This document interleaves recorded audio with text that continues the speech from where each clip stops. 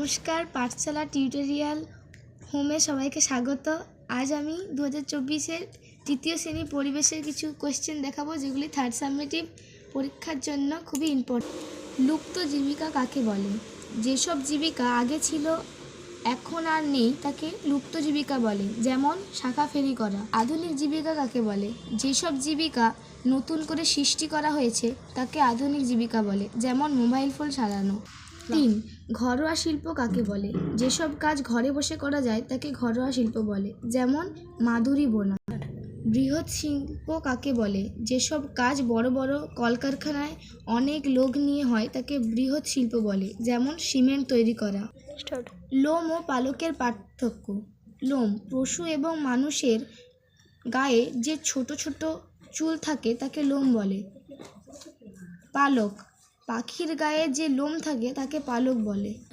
মূল ও কাণ্ডের পার্থক্য। মূল 1 নম্বর, মূল হলো গাছের শিকড়।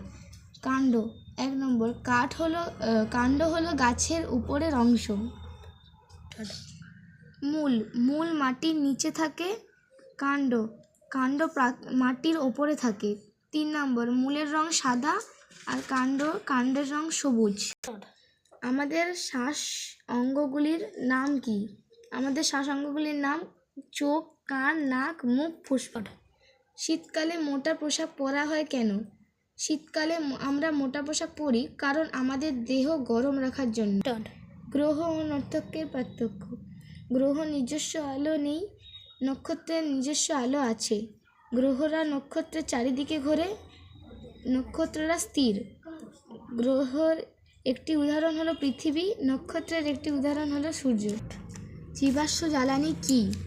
লক্ষ লক্ষ বছর আগে প্রাণী ও উদ্ভিদের দেহ বা মাটি বা শিলার নিচে চাপা পড়ে তাপ, চাপ ও রাসায়নিক বিক্রিয়া সেগুলিকে বিশেষ ধরনের পরিণত হয়েছে, যেগুলি আমরা জ্বালানি হিসেবে ব্যবহার করি। এদেরকে জীবাশ্ম জ্বালানি বলে, যেমন কয়লা, খনিজ তেল, প্রাকৃতিক গ্যাস।